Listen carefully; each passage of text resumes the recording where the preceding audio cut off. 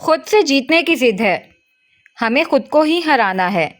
میں بھیڑ نہیں ہوں دنیا کی، میرے اندر ایک زمانہ ہے۔ بھاری پپوٹے بڑی تگ و دو کے بعد واہ ہوئے تھے۔ الٹے ہاتھ سے دونوں آنکھوں کو رگڑتا ہوا کفل مندی سے اپنی جگہ اٹھ کر بیٹھا۔ حلق میں کانٹے اگ رہے تھے۔ وہ گردن مسلتا ہوا سائیڈ روم میں آیا، گلاس سے پانی لے کر وہیں ٹیبل کے گرد رکھی سٹول پر بیٹھ کر پانی پینے لگا۔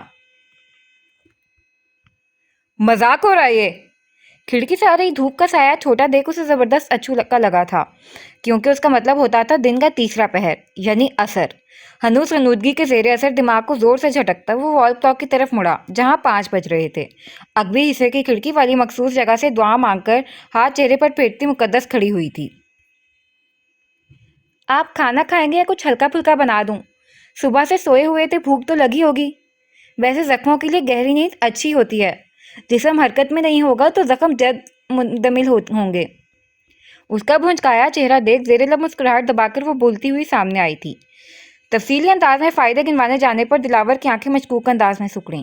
اس کی چھٹی حص نہ جانے کیوں کہہ رہی تھی۔ اس بے فکری کی نیند کے پیچھے حکیم صاحبہ کا ہاتھ تھا، لیکن یہاں دل صاحب کو شدید اختلاف تھا۔ بھلا یہ معصوم من موہنا چہرہ کوئی سازش رچ سکتا ہے کیا؟ دماغ چیخا، ہاں۔ دل بولا، ہرگز نہیں۔ بنا دوں کچھ؟ دماغ کی پہلی کھچڑی بنی ہوئی ہے۔ وہ بڑبڑاتا جانے لگا۔ اچھا سنیں؟ جی سنائیں۔ چہرے پر دنیا جہاں کی بیزاریت لی وہ بجلی کی طرح کڑک کر مڑا تھا۔ یہ سنے جیسے اس کے پیروں کی زنجیر تھی۔ وہ ہاتھی نام نہیں ہے اس کا۔ جی، وہ آپ کے دوست شہنشاہ صبح سے کئی مرتبہ ادھر آ چکے ہیں، شاید آپ سے ملنا چاہتے ہیں۔ وہ تصحیح کرتی بولی تو دلاور روم میں جانے کا ارادہ ترک کر فوراً ہی دروازے سے باہر نکلا۔ شہنشاہ دروازے کے باہر ہی بیٹھا تھا۔ اس پر نظر پڑتے ہی بے تابی سے چنگھاڑتا وہ بھاری بھرکم وجود لے کر کھڑا ہونے لگا۔ کیسا ہے مترا؟ 3 سیڑھیاں پھلانگتا دلاور بے تابانہ اس کی جانب لپکا۔ شہنشاہ بھی فالحانہ انداز میں فوراً ہنس پہ عادت گلے میں سونڈ لپیٹنے کے لیے قریب لے کر گیا، لیکن گردن تک لے جا کر یکا رک کر دلاور کا چہرہ دیکھنے لگا، جیسے پوچھنا چاہ رہا ہو، یہ کیا ہوا؟ کیسے ہوا؟ کچھ نہیں ہے یار، معمولی سی خروچیں آئی ہیں۔ لاپرواہی سے بتاتے دلاور نے اس کے بڑے بڑے کان سہلائے، لیکن اس کی نگاہوں کا ارتکاز نہیں ٹوٹا۔ مطلب وہ مطمئن نہیں تھا۔ واقعی کچھ نہیں ہوا ہے جانی۔ نفی میں سر ہلاتے اس کی سونڈ کو پکڑ کر اپنے کندھے پر ڈالنا چاہا، لیکن وہ پہلے ہی سونڈ پیچھے کھینچ چکا تھا۔ سچ میں کچھ نہیں ہوا ہے یار، بالکل معمولی سی چوٹیں ہیں۔ تم خواہ سیریس ہو رہے ہو، اور ویسے بھی جب بنا آؤ تاؤ دیکھے اٹھا کر پٹکتے ہو مجھے تب تو فکر نہیں ہوتی، بلکہ مزے لیتے ہو میری آہو بکا کی۔ ابھی صدمہ لگ گیا؟ ڈرامہ کنگ ہلکا ٹہکا لگاتے مزاح کی آمیزش بھی شامل کرنے کے لیے طنز بھی ہوا، لیکن شہنشاہ اسے نہیں سن رہا تھا۔ دلاور بھی خاموش ہو گیا، رد عمل میں کی جانے والی کارروائی دیکھنے کے لیے۔ چند ساتھ اسی طرح دیکھتے رہنے کے بعد نہایت آہستگی سے ایک مرتبہ پھر وہ اپنی سونڈ گردن تک لے کر گیا تھا اور بے حد احتیاط کے ساتھ کسی آبگینے کو چھونے کے انداز میں پٹی کی سطح کو سہلانے لگا۔ پھر اسی احتیاط سے اس نے پوری پیٹھ کو کئی بار سہلایا تھا، جیسے ہم اپنے کسی تکلیف سے دوچار عزیز کو فکر و تشویش سے دلاسا دیتے ہیں، اس درد میں ان کے ساتھ ہونے کا مخلص احساس سونپتے ہیں، ویسے ہی وہ بے زبان پیٹھ کے بعد اس کے کثرتی بازو کو سہلا رہا تھا۔ عجیب اچھوتا سا احساس تھا یہ، جلتے دل پر مرہم لگاتا۔ دلاور کے بھیجے ہونٹ خوبصورت انداز میں پھیلے۔ بس کر دے یار۔ بازو سہلانے کے بعد واپس وہ پیٹھ کی طرف سونڈ لے جانے لگا تھا کہ اس کی فکر سے مغلوب ہو کر دلاور نے اس کی سونڈ کو ہاتھ سے پکڑ لیا۔ اتنا کافی ہے، اب اور زیادہ ڈاکٹر بننے کی ضرورت نہیں ہے۔ ایک دی جان جو تعینات کر کے گئی ہیں وہی کافی سے زیادہ ہے۔ وہ ناک منہ چڑھا کر بولا، جو شہنشاہ کے پلے نہیں پڑا تھا، لیکن وہ ایک سامنے ملتے ہی جلے دل کے پھپولے پھوڑنے بیٹھ گیا تھا۔ صبح سے گن پوائنٹ پر ماشاءاللہ سے 2 بار پٹی ہو چکی ہے۔ 7 گھنٹے مردوں کی طرح بے ہوش نیند لے کر ابھی اٹھا ہوں۔ یقین کر سکتے ہو تم، میں 7 گھنٹے سویا ہوں۔ جو 7 دن بنا پلک جھپکے بند رہ سکتا ہے، وہ 7 گھنٹے سو کر اٹھا، وہ بھی ایسی غفلت کی نیند مجھے تمہاری آواز تک نہیں آئی۔ آنکھوں کو حجم سے بڑا کر کے اس نے شہنشاہ کو اپنی حیرت و بے یقینی کی شدت باور کروانا چاہی، جس کی آنکھیں سکڑ آئی تھیں، کیونکہ واقعی یہ پہلو فکریہ تھا۔ اس کی ایک چنگھاٹ پر دوڑ کر چلے آنے والا اس کا دوست آج صبح سے وہ کاٹیج کے باہر بیٹھا رہا، جھانکا تک نہیں تھا۔ یہی وجہ تھی وہ بھوک پیاس بھلا کر فکر مند سا اس کے کاٹیج کے باہر دھرنے پر بیٹھ گیا تھا۔ ویسے ایک راز کی بات بتاؤں؟ کان ادھر قریب لاؤ۔ ترک تھوڑا قریب جھکتے وہ پھسپھسایا۔ شہنشاہ کے بھی کان کھڑے ہوئے۔ ہو نہ ہو مجھے اس بے ہوشی کے پیچھے ان دی جان کی بچی کا ہاتھ لگ رہا ہے، ورنہ میں اور ایسی بے فکری کی نیند ناممکن۔ سرگوشیانہ شہنشاہ کے کان میں اپنا شک انڈیلتے اس نے ترچھی مشکوک نظر کھڑکی پر ڈالی تو شہنشاہ کی نظروں نے بھی اس کا تعاقب کیا۔ شاید کھڑکی پر کوئی تھا۔ ویسے دل تو کر رہا ہے 2 ٹوک پاسپورٹس کر ہی لوں، لیکن جملہ ادھورا چھوڑتے اس نے نفی میں سر ہلایا۔ بے بسی کا ذائقہ اپنی منمانیاں کرنے والا وہ پہلی بار چکھ رہا تھا۔ کوئی بعید نہیں یہ دی جان کو شکایت لگا دیں، اور تم تو جانتے ہو میں دی جان کو پریشان نہیں دیکھ سکتا، اور ان کی ناراضگی تو سہانے روح ہے میرے لیے۔ لب بھیجتے وہ کشمکش میں تھا۔ اب ایسے بے یقین نگاہوں سے وہاں کیا دیکھ رہے ہو؟ پکی بات بتا رہا ہوں۔ شہنشاہ کو ہنوز وہیں دیکھو خائف ہوا۔ مطلب یار کا اعتبار ہی نہیں کوئی؟ جانی ان کے معصوم چہرے پر مت جاؤ، دماغ بڑا ہی کوئی شاطرانہ پایا ہے جنابہ نے۔ لشکر سکندر اعظم میں بحیثیت صلاح کار شامل ہوتی تو شرطیہ وہ آدھی دنیا کو فتح نہ کرنے کا ملال لے کر نہ مرتا۔ توقف سے شہنشاہ کے کان کے قریب رازداری سے اپنا مشاہدہ اور نتیجہ بیان کرتے مبالغہ رائے کا فراق دلی سے کام لیا گیا تھا۔ آخر بڑھاس نکالی جاتی بھی کیوں نہ؟ رات سے محترمہ قبضہ مافیا اس کی کمزور نفس اور اپنے انگوٹھے تلے دبائے اپنی من مرضی کر رہی تھیں، اور وہ تب باغ فطرت بن جا رہا جس کی رگوں میں خون کی جگہ سرکشی گردش کرتی تھی، تابعداری اور قید جیسے الفاظ کا جس کی لغت میں جگہ ہی نہیں تھی۔ اسے حکیم صاحبہ نے نکیل ڈالنے کی کوشش کی تھی، چھٹ پٹانا تو بنتا تھا۔ اچھا میری چھوڑو، تم بتاؤ کیا کھایا ہے آج؟ سر جھٹکتا وہ سوال گو ہوا۔ وہ بابو سا صبح سے یہیں بیٹھے ہیں، کچھ نہیں کھایا انہوں نے۔ پاس کھڑا نذیر توپوں کا رخ اپنے جانب ہونے پر آگے آیا۔ کیا بک رہے ہو؟ لہجے کی شوخی و شائستگی کی جگہ پل میں تیش و تنت نے ہی لے لیا تھا۔ جی میں نے بہت کوشش کی پر یہ مانے ہی نہیں، یہاں پر بھی لا کر رکھ دیا تھا لیکن… پل میں چڑھی تیویاں دیکھ نذیر کی سانس سوکھی تھی۔ اچار ڈالوں میں تمہاری کوششوں کا جس سے نتیجے کی صحت ہی متاثر نہ ہو؟ ناگواری تو کھردرا پن اس کے لہجے و تاثرات دونوں سے آیا تھا۔ جی میں تو… اب لے کر آؤ یار اس کا کھانا۔ جی۔ نذیر سرپٹ وہاں سے بھاگا تھا۔ یہ تم نخرے نور جہاں کے دکھانا کب بند کرو گے؟ میں درشن نہیں دوں گا تو تم بھوکے ہڑتال پر بیٹھ جاؤ گے؟ کوئی محبوبہ ہوں میں تمہارا؟ کھانا قریب آتے ہی شہنشاہ کے ٹوٹ پڑنے پر اس کی کھری کھری کلاس لگی، لیکن اس نے کان نہ دھرا۔ البتہ پاس کھڑا نذیر اپنی عزت افزائی کے بعد مقابل کی باری سے محظوظ ہوا، پر دلاور کی نگاہ خود پر محسوس کرتا فوراً وہاں سے رفو چکر ہونا پڑا۔ تیز و تپش زرد رنگ سے سورج نرم و نحیف نارنجی رنگ میں ڈھلتا ہوا حویلی کے بلند ستونوں سے اپنے پڑاؤ ہٹاتا رفتہ رفتہ سرمئی چادر میں سمٹ رہا تھا۔ موسم خوشگوار تھا، گرمی کی کمر ٹوٹے تو اب مہینہ ہونے کو آیا تھا، لہٰذا آج سارے چائے ناشتے کے ساتھ دلفریب موسم کا لطف اٹھانے حویلی کے باہر کرسیاں موڑے ڈالے بیٹھے تھے۔ مرد ملازمین کو تو پہلے بھی حویلی کی دہلیز عبور کرنے کی اجازت نہیں تھی، آج بالخصوص خواتین کے باہر نکلنے پر انہیں اس مخصوص حصے سے ہٹا دیا گیا تھا۔ داجی، بیٹے، داماد، نواسے، پوتے کے ساتھ ایک طرف موضوع الیکشن چھیڑے بیٹھے تھے، جبکہ دی جان دوسری طرف تسبیحات پورے کرتے ہوئے بیٹیوں کی چکڑی چپڑی باتیں سن رہی تھیں، جو باران کی آمد کے بعد سے بات نہیں کر رہی تھیں، شہد ٹپکا رہی تھیں۔ اماں سا وہ ہم کچھ بات کرنا چاہتے تھے۔ ناظمہ بیگم کرسی کھسکا کر اندر کی جانب بڑھیں تو موقع کی تلاش میں بیٹھی دونوں فوراً دی جان کے قریب کھسک کر آئیں۔ ہاں کہو، بندش تھوڑی ہے کوئی؟ دی جان کو بیٹیوں کا منتانہ انداز کھٹکا تو تھا لیکن انہوں نے ظاہر نہ ہونے دیا۔ آپ نے باران کے متعلق کچھ سوچا ہے؟ سمرا بیگم نے درزیدہ نگاہوں سے کچھ دور پر بیٹھے باران کی چوڑی پشت دیکھتے پوچھا۔ کچھ مطلب؟ مزاجاً تیز ترانہ نہ صحیح لیکن تھی وہ ایک جہاں دیدہ خاتون، لہجے کی خوب پرکھ تھی انہیں، لیکن وہ صاف سننا چاہتی تھی ان کا موقف۔ اماں سا آپ بھی نہ شادی وغیرہ کے متعلق پوچھنا چاہ رہی ہے سمرا۔ ہمارے خاندان میں تو لڑکوں کی شادی 22-23 میں ہی کر دی جاتی ہے۔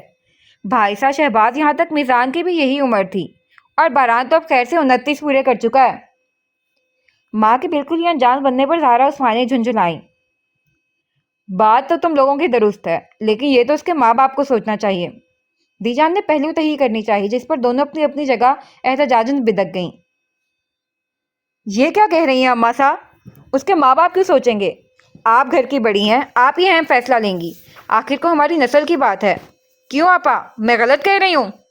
تیز لہجے میں احتجاجاً ہوتے سمرا عثمانی نے لگے ہاتھوں بہن کی تائید چاہی۔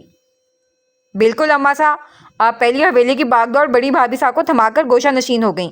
ہم نے کوئی اعتراض نہیں اٹھایا کہ آپ کی صحت اجازت نہیں دیتی، میزان کے لیے وہ اپنی مرضی سے اپنی یتیم مسکین بھانجی اٹھا لیں۔ ہم نے ایک حرف اعتراض نہیں اٹھایا، اٹھانا بھی نہیں چاہیے۔ شادی شدہ بیٹیوں کو اپنا گھر دار سنوارنے پر دھیان دینا چاہیے اور میکے والوں کی دعاؤں میں رہنا چاہیے، نہ کہ میکے کے معاملات میں بے وجہ الجھ کر اپنا گھر اور تعلقات خراب کرنے چاہیے۔ دی جان ان کے لہجے کی تپش کو قطعی نظر انداز کرتی رسانیت سے بولی، جس پر دونوں بہن نے خون کا گھونٹ بھرا تھا۔ ہم نے ہمیشہ آپ کی نصیحتوں کو اپنے پلو سے باندھے رکھا ہے اماں صاحب، لیکن اب ہم اعتراض اٹھا رہے ہیں تو اس کی وجہ ہے ٹھوس۔ تاثرات میں نرمی اور لہجے میں لچک رکھنے کے لیے سمرا بیگم کو کافی دقت پیش آئی تھی۔ اور وہ وجہ کیا ہے؟ دی جان نے سنجیدہ نظریں دونوں پر ڈالیں۔ باران۔ باران؟ جی باران۔ باران پر صرف باران یا باران کے ماں باپ کا حق ہی نہیں ہے، ہم سب کا برابر حق ہے اس پر۔ آخر وہ ہماری خاندانی دستار پہنے گا، بابا صاحب کی گدی کا گدی نشین ہے، وہ ہماری خاندانی روایت کا علم بردار ہوگا، وہ ہمارے بچے ان کا مستقبل انحصار کرے گا اس پر۔ جس طرح ابھی بابا صاحب کے حکم کے فیصلوں کے تابع ہیں سب، کل اگلی پیڑھی باران کی ہوگی۔ اب ایسے ہی تو بابی صاحب کو کسی کو بھی اٹھا کر اس کی زندگی میں شامل نہیں کر سکتی نا، اور نہ ہی آپ انہیں یہ کرنے کا اختیار سونپ سکتی ہیں۔ زہرا بیگم نے کے بنا کسی تمہید کے چکر میں پڑے اپنا مدعا سامنے رکھا۔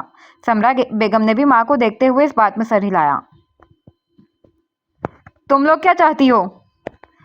ہم چاہتے ہیں، دونوں بہنوں نے آپس میں نگاہوں کا تبادلہ کیا۔ ہم چاہتے ہیں اماں صاحب، آپ نیلم یا نزہت میں سے کسی کے متعلق سوچیں۔ دونوں ہی ہماری بچیاں ہیں اور آپ کی نواسیاں ہیں، حسن و ذہانت میں بھی یکتا رکھ رکھاؤ والی ہیں، ماشاءاللہ سے بران کے ساتھ جچیں گی، کیا کہتی ہیں؟ سمرا بیگم بڑی سی مسکراہٹ کے ساتھ بولی تو دی جان جنہیں پہلے ہی اس کا اندازہ تھا، وہ خاموش نگاہوں سے کچھ دور پر بیٹھے بران کی پش دیکھنے لگیں۔ آپ کو کوئی اعتراض ہے؟ ماں کو خاموش دیکھ کر انہیں دھڑکا لگا تھا۔ نہیں، میں سوچتی ہوں۔ تسبیح کو لپیٹ کر مٹھی میں لیتی ہوئے پرسوچ انداز میں بولی۔ کچھ بھی تھا، ان کی نواسیاں اپنی ماؤں کی طرح نہیں تھیں۔ اگر ایسا ہو جاتا تو انہیں خوشی ہوتی، لیکن وہ باران کی رائے سب سے پہلے لینا چاہتی تھیں، نہ کہ اپنا فیصلہ تھوپنا چاہتی تھیں، جس طرح عام طور پر کچھ بزرگ حضرات کرتے ہیں۔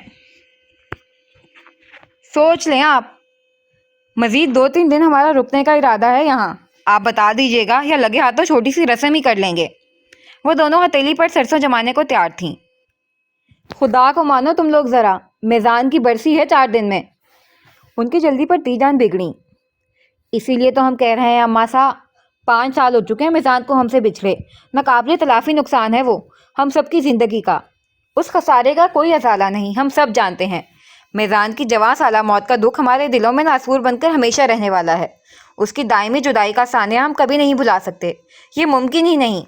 لیکن دنیا کا نظام تو نہیں رک سکتا نا، آخر کب تک حویلی کی در و دیر سے حوادث کی آسیب لپٹی رہے گی؟ آخر کب تک یہاں کے فضا میں قرب و یاسیت کا راج رہے گا؟ کب تک ہم خوشیوں کا دروازہ اس حویلی کے لیے بند رکھے گھٹتے رہیں گے؟ اس پہاڑ سے دکھ کو اپنے سینے میں دفن کر اب ہمیں آگے بڑھنا چاہیے اماں صاحب۔ اسی لیے ہم چاہتے ہیں اس بار میزان کی برسی سے پہلے صف ماتم بچھانے کے بجائے خوشیوں کی نوید سنائیں، تاکہ اس حویلی سے قنوطیت کے بادل چھٹیں، لوگ تازہ سانس لیں۔ سمرا بیگم نے لمبی چوڑی پراثر تقریر ختم کرتے دی جان کے نحیف ہاتھوں کو نرمی سے گرفت میں لیتے ان کا چہرہ دیکھا، جہاں اس دکھ کی پرچھائیوں نے تاریکی کا ڈیرا ڈال دیا تھا۔ معذرت کے ساتھ، لیکن آپ سب کی طرح اپنے ارمانوں کا گلا نہیں گھونٹ سکتے نا اماں صاحب۔ ہم جانتے ہیں آپ اپنے چہیتے پوتے کی دھوم دھام سے شادی رچانے کا ارمان رکھتی تھیں، جو آپ میزان کے دکھ کے آگے دبا گئیں، لیکن کل کو بچیوں کی شادی ہوگی تو ہم تھوڑی سی حادثے کی وجہ سے پہلو تو ہی کر پائیں گے، پھر پہل تو کہیں سے کرنی ہوگی نا۔ زہرا عثمانی نے کمال ہوشیاری سے دی جان کی کمزور نبض کو دبایا تھا۔ الغرض دونوں بہنوں نے پوری تیاری کر کے اچھی منصوبہ بندی کے ساتھ انہیں شیشے میں اتارا تھا۔ ادھر دی جان گہری سوچ میں ڈوب گئی تھیں۔ پس پردہ ان کا محرک جو بھی تھا، بات تو اپنی جگہ درست تھی۔ عید تہوار پر بھی حویلی میں خوشی کا ماحول میزان کے بعد برائے نام ہی نظر آتا تھا۔ ناظمہ بیگم روپوش ہو جاتی تھیں، رضوانہ بیگم تو تھی ہی کم گو، باقی سب بھی اپنے آپ میں رہتے تھے، جبکہ میزان کی موجودگی میں تو ہمہ وقت ہی عید کا سما ہوا کرتا تھا۔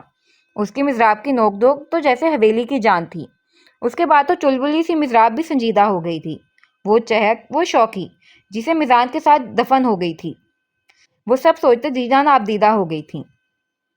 دیکھتے ہی دیکھتے اس ثانیہ کو گزرے 5 سال ہو گئے تھے، لیکن لگتا تھا ابھی کل ہی کی تو بات ہے۔ دی جان کے لیے بغیر چینی والی چائے لے کر آئی میرال ایک خاموش نگاہ ان کے اداس و مغموم جھڑی زدہ چہرے پر لہراتی شام کی پرچھائیاں دیکھ بے قدموں واپس لوٹ گئی تھی۔ لیکن پھر بھی وہ کسی کی نگاہ میں آ گئی جو فوراً محفل سے معذرت کرتا اٹھا تھا۔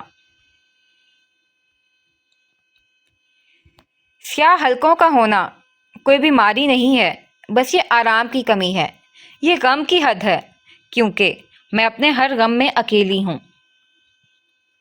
حویلی کے اندر مضراب، نصرت، نیلم اور دیگر خوشگوار محفل لگائے بیٹھے تھے۔ وہ اندر جا کر ان کا مزہ خراب نہیں کرنا چاہتی تھی، تبھی پلکوں پر چمکتے چپتے تاروں کو سمیٹے حویلی کے اگبے حصے میں نکل آئی تھی۔ وہاں کی ہر سو سرمئی اندھیرے میں لپٹی خاموش اس کے اندر کے سناٹے سے کافی مماثلت رکھتی تھی۔ دونوں بازو سینے کے گرد باندھے، پورے قد سے کھڑے بوڑھے مگر چھاؤں دار پیڑ پر موجود گھونسلے سے آتی چن چن کی آواز نے اس کی توجہ کھینچی۔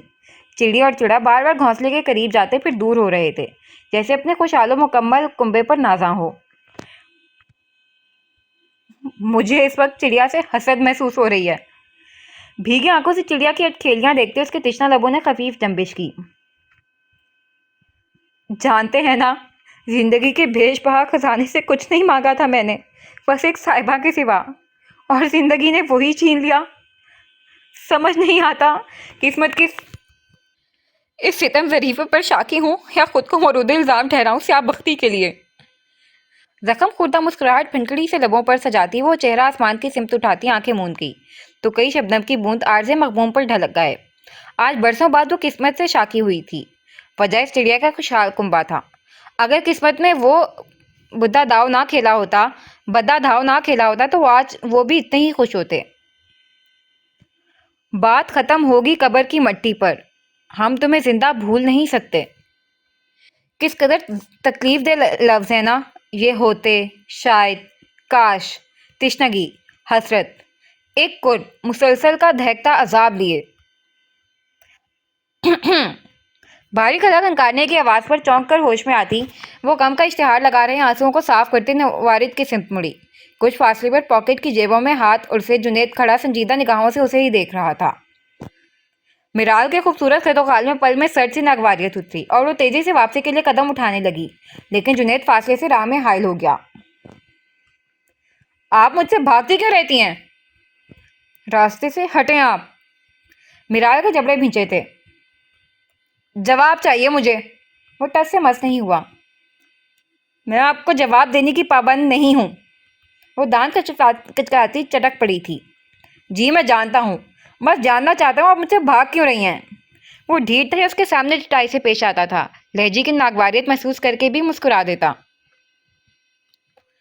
آپ کو غلط فہمی ہو رہی ہے، میری طرف آپ کا کوئی بقایا نہیں نکلتا جو میں آپ سے بھاگوں گی۔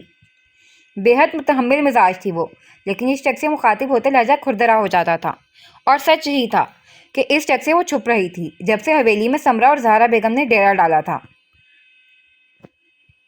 یہ تو بہت اچھی بات ہے، جواباً گردن کو جھٹکا دے کر سر کو نیچے جھکاتا ہوا محسوس ہوا تھا مقابل کی جھنجھلاہٹ سے۔ میرال سیخ پا ہوتی آگے بڑھی، لیکن پھر وہی۔ آپ کا مسئلہ کیا ہے؟ میں آپ سے بس 5 منٹ بات کرنا چاہتا ہوں۔ میرے پاس 5 سیکنڈ بھی نہیں ہے آپ کے لیے، پلیز۔ وہ ہاتھ اٹھا کر قطعیت سے بولی۔ جواباً جنید نے لب بھینچے۔ بس 2 منٹ۔ وہ ہار نہیں مان رہا تھا۔ 1 سیکنڈ بھی نہیں۔ وہ مزاحمتاً آگے ہوئی، لیکن اس کا چٹانی وجود حائل تھا۔ میرال پلیز بات سن لیں، کسی اور سے سن کر برا لگ سکتا ہے آپ کو۔ مجھے فرق نہیں پڑتا۔ اس کی آنکھیں ایک شخص کی ایک ہی رٹ سے سرخی مائل ہوئی تھیں۔ ٹھیک ہے، جیسے آپ کی مرضی۔ وہ سرد سانس خارج کرتا 2 قدم پیچھے ہٹا۔ میرال فوراً آگے بڑھی۔ میں دی جان سے آپ کے متعلق بات کرنے والا ہوں۔ کیا مطلب؟ تیسرے قدم پر وہ بجلی کی طرح مڑی۔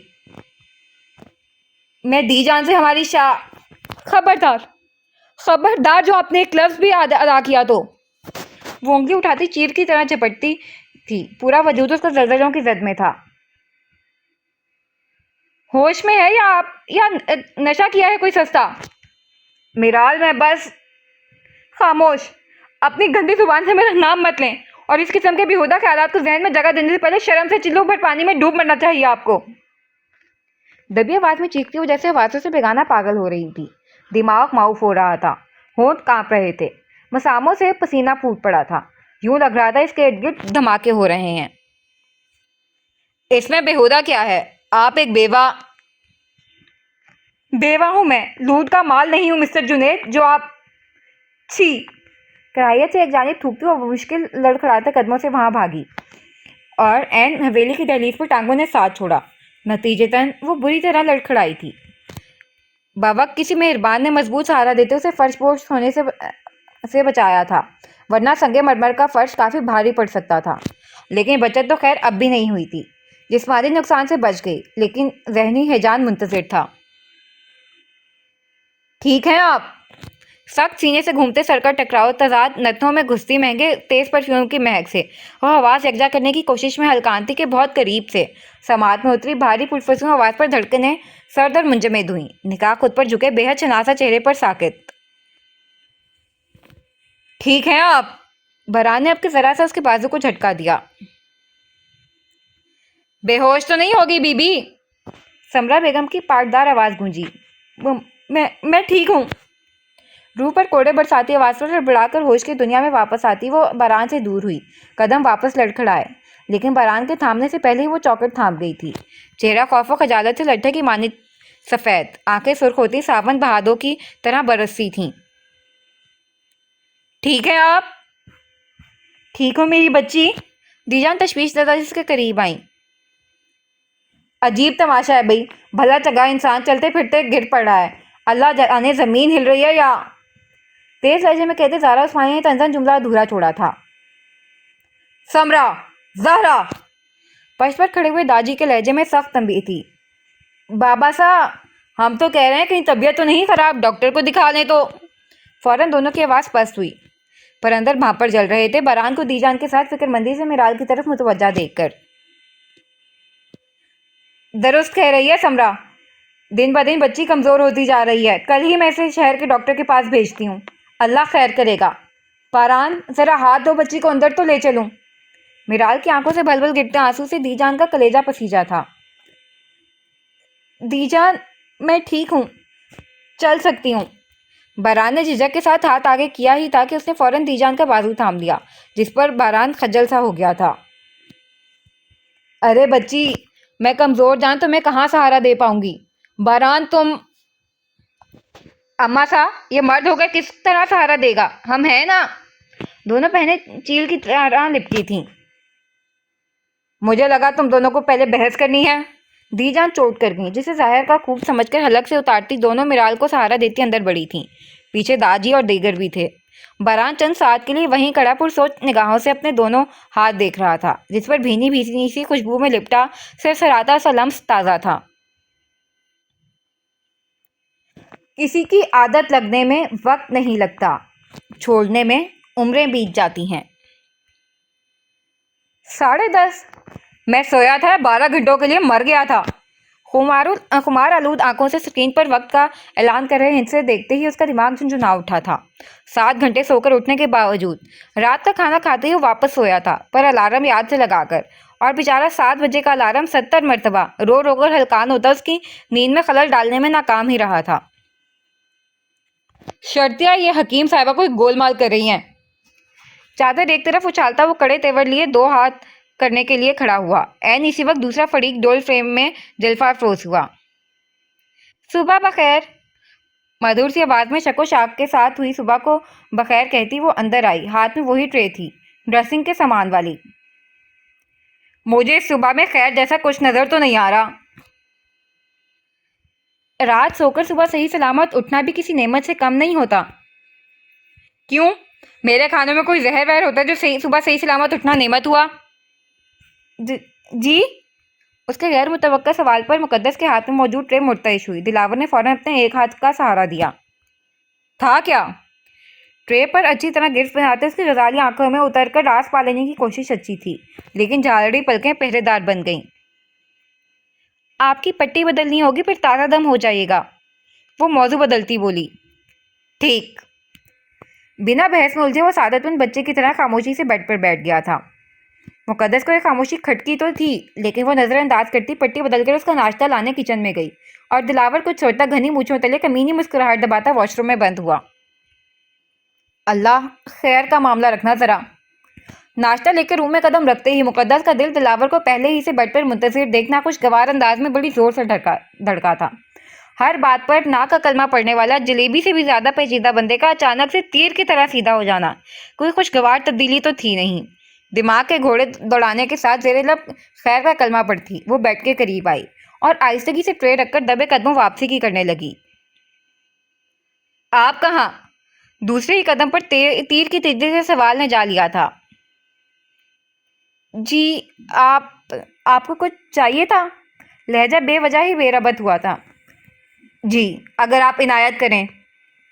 क्या? जिंदगी। जिंदगी? अदब मुतालबे पर भुंचका कर पहली बार उन 2-2.5 हफ्तों में मुकद्दस से मुतहैयर आंखें उसके बेतासुर आंखों में से चार की थीं, लेकिन ज़्यादा देर तक उन मकतातीसी कशिशली आंखों में ना देख सकी। जी हम समझे नहीं। निगाह झुकाती आवाज़ भी ज़रा नाफहमी से पस्त हुई थी। लें नाश्ता करें, शायद पेट भर जाने के बाद समझ आ जाए आपको मेरी बात। ट्रे को ज़रा सा खिसकाता वो मानी खेदी से बोला। नहीं इसकी ज़रूरत नहीं है, आप करें। एक और गैर मुतवक्का पेशकश मुकद्दस की उलझन दो चंद कर गया। 2 दिन से मैं ही कर रहा हूँ, आज आप करें और यकीन करें खाने के बाद बड़ा आराम मिलता है। ट्रे कुछ और खुद से दूर पड़े हटाते उसका लहजा जिताता हुआ मुकद्दस की धड़कनें एक एक लफ्ज़ पर बड़े दबाव से धीमी पड़ी। हम कर लेंगे, आपको फ़िलहाल ज़रूरत है। खुराक अच्छी और वक्त से लेंगे तो ज़ख्म जल्द मुंतमिल होंगे और आप जल्द सेहतयाब हो पाएंगे। भीगती हथेली और खुश्क गले को खुश्क करते वो बड़ी दिक्कत से लहजा हमवार रख पाई थी। जिंदगी ही नहीं रही तो सेहत क्या करेंगी? जी? उसकी ऊंची सरगोशी पर मुकद्दस ने मासूमियत से आंखें फैलाईं। जी मैं चाहता हूँ आप ये नाश्ता करें, मेरे लिए बहुत ज़्यादा है और मुझे बार बार इनकार सुनना सख्त नापसंद है। आपके वो पहली आंखों में देखता रौब से बोला। मुकद्दस टस से मस ना हुई। ऐसा भी अपने बनाए शहकार से क्या एतराज़, या कुछ मिलाया विलाया है इसमें? वो पॉकेट की जेबों में हाथ डालता बराबर में खड़ा हुआ। नहीं तो? मुकद्दस का सर जोर से नफी में हिला। तो फिर खाएं या मान लें, फैसले का इख्तियार मुकम्मल आपका है। साइड स्टैंड से जैकेट उठाता वो शाने अचका गया।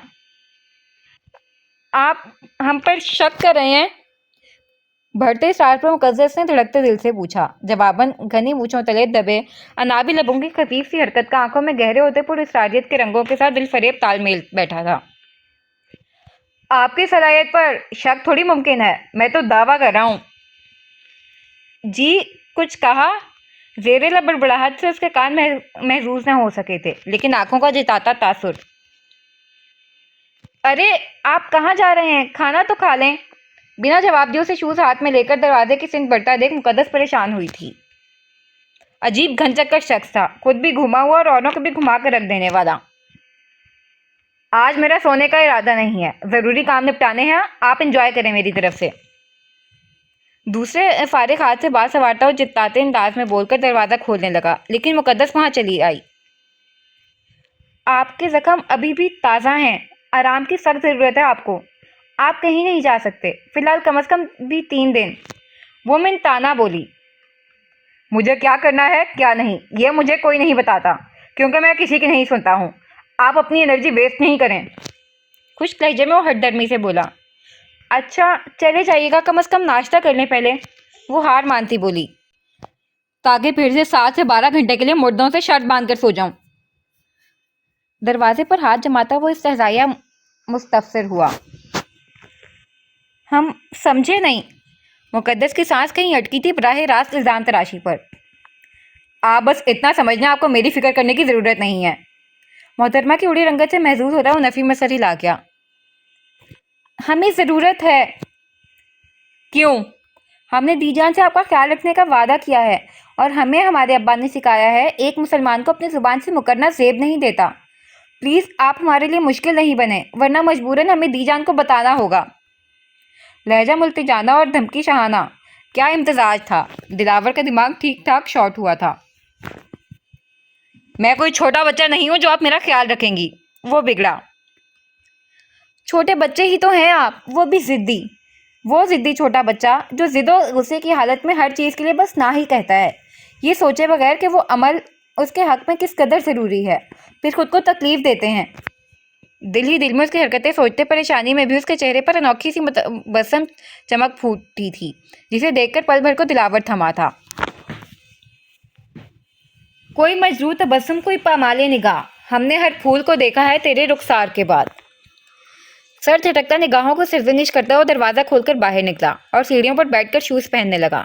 ہر کوشش کر کے ہارنے کے بعد مقدس لب بھینچے کھڑی ادھ کھلے دروازے سے اس کی پش دیکھنے لگی تھی۔ میرا آپ سے کوئی ذاتی اناد نہیں ہے جو میں آپ کے لیے مشکل بنوں۔ اس قسم کے معمولی زخم میرے معمولات کا حصہ ہیں، جس کے بھرنے کے انتظار میں اگر بیٹھا رہتا تو کام ٹھپ ہی ہو جائے گا۔ اور رہی بات دی جان کی تو وہ ہاتھ جھاڑتا سنجیدہ تاثرات بھی پورا کا پورا اس کی سمت مڑا۔ اگر آپ کو ان کی صحت کی ذرا سی بھی فکر ہے تو آپ انہیں بتا کر مزید پریشانی کی حماقت قطعی نہیں کریں گی۔ کمال چلاکی سے اسی کے دام میں اسی کو پھنسا کر وہ سیٹی کی دھن بجاتا انگلی میں کھینچ چین گھماتا اس بنداس چل دیا تھا۔ مضراب، حد ہی ہو گئی ہے یار، تم لوگوں نے تو سوئی کو ہاتھی ہی بنا دیا ہے۔ بالکل ٹھیک ہوں میں۔ مضراب کے فرمان پر میرال بدک اٹھی تھی۔ 2 بجے کا ہمارا ڈاکٹر کے ساتھ اپوائنٹمنٹ ہے، میرا وقت ضائع نہیں کرو اور جلدی سے تیار ہو جاؤ۔ شاباش۔ وہ مضراب ہی کا جو میرال کی کسی بات کو خاطر میں لے آئے۔ لیکن مضراب، لیکن اگر مگر کچھ بھی نہیں، خاموشی سے کپڑے لو اور 2 منٹ میں جھٹ پٹ بدل کر باہر نکلو۔ ہینگر اس کے ہاتھ میں تھماتے مضراب نے لگے ہاتھوں سے اندر واش روم میں دھکا بھی دیا تھا۔ پر مضراب، یہ ڈریس تو… خبردار میرال، جو دوبارہ تم شروع ہوئی۔ یہ خوش رنگ ہے، مجھے کوئی پھیکا بھدا اما حوا کے زمانے کا ڈریس پکڑاؤ۔ جیسا کچھ کہا تو قسم سے زندگی بھر بات نہیں کروں گی میں تم سے۔ میرال کے حرف اعتراض لبوں پر ہی دم توڑ گئے تھے۔ مضراب کی تابڑ توڑ دھمکیوں کے آگے وہ مرتا کیا نہ کرتا کہ مزداق مرے انداز میں واش روم کا ڈور بند کر گئی، لیکن ڈور بند ہونے تک ملتجانہ نگاہ مضراب پر ہی رہی کہ شاید وہ پگھل جائے، لیکن سینے پر بازو باندھے تیوریاں چڑھائے اسے گھور رہی مضراب موم کا مجسمہ نہیں بلکہ سنگی مجسمہ ثابت ہوئی تھی۔ اس بندے کو صرف میری دھمکی کی زبانی سمجھ آتی ہے تو میں کیا کر سکتی ہوں؟ اس کی مسمسی شکل پر کھل کر مسکراتی وہ متعصبانہ انداز میں خود کلامی کرتے دروازے سے باہر نکلی تھی۔ ٹھیک 5 منٹ بعد میرال کپڑے بدل کر واش روم سے برآمد ہوئی تھی۔ ہلکے آسمانی رنگ میں اپنا کھلتا تراشیدہ سراپا دیکھ اس کے اعصاب یکجہت بوجھل ہوئے تھے۔ اس دن سب کی عجیب و غریب نگاہیں یاد آنے پر قدم تیزی سے واش روم کی سمت واپس اٹھے۔ خبردار میرال، جو ایک قدم بھی مزید اٹھایا تو… عین اسی وقت مضراب کی گونجی پاٹدار آواز اس کے قدموں کی زنجیر بنی تھی۔ مضراب پلیز۔ وہ لب کچلتی بے بسی سے مڑی۔ دیکھو خود کو اس آئینے میں۔ تن فن کرتی قریب آئی مضراب نے اسے قد آدم آئینے کے مقابل بازو سے کھینچ کر کھڑا کیا۔ ایسے ٹکڑ ٹکڑ خود کو کیا دیکھ رہی ہو؟ انسان لگ رہی ہو ماشاءاللہ سے، ورنہ اپنے پرانے حلیے میں تو خیر سے عجائب گھر میں رکھے جانے کے قابل مغلیہ دور کی انٹیک پیس ہی لگتی ہو۔ ہلکے آسمانی رنگ میں بہار دکھا رہے اپنی ہی سراپے کو اسے اجنبی نگاہوں سے دیکھتا دیکھ مضراب نے بنا لحاظ لتاڑ دیا تھا۔ اب ذرا ادھر بیٹھو تم۔ اس کے اجنبی انداز میں کوئی رد و قد نہ دیکھ مضراب نے صبر کا گھونٹ بھرتے اسے زبردستی ڈریسنگ کے مقابل پڑے ٹیبل پر بٹھایا تھا اور اس کے بال بنانے لگی تھی۔ میرال اس کی کارروائی پر بالکل گمسم سی خود کو آئینے میں دیکھ رہی تھی۔ یار مانا میں دیکھنے لائق چیز ہوں، لیکن یہ وقت صحیح نہیں ہے نہارنے کے لیے، سو جلدی سے یہ سب لگاؤ۔ آنکھ دبا کر اپنے منہ میاں مٹھو بنتے مضراب نے کاسمیٹکس کی طرف اشارہ کیا تھا۔ درجن بھر میک اپ کی چیزوں میں سے میرال نے بس لوشن لے کر بے دلی کے ساتھ چہرے پر ملا تھا، جب تک مضراب اس کی کالی گھٹاؤں کو سمیٹ کر ہاتھ جھاڑتی فارغ ہوئی تھی۔ بی بی سا، آپ کے وام الناس سے کوئی ذاتی اناد ہے؟ ڈریسنگ سے کمر ٹکاتے مضراب نے آنکھیں پھڑپھڑا کر عجیب سا سوال کیا۔ نہیں، میرال کا سر نفی میں ہلا تھا۔ پھر کیوں ان بیچاروں کے پیٹ پر لات مارنا چاہتی ہیں آپ جنابہ؟ لہجہ انداز وہی تھا۔ میں نے کیا کیا ہے؟ میرال تو عجیب کسوٹی پر الجھی پڑی تھی، پہلے ہی طبیعت بوجھل ہو رہی تھی۔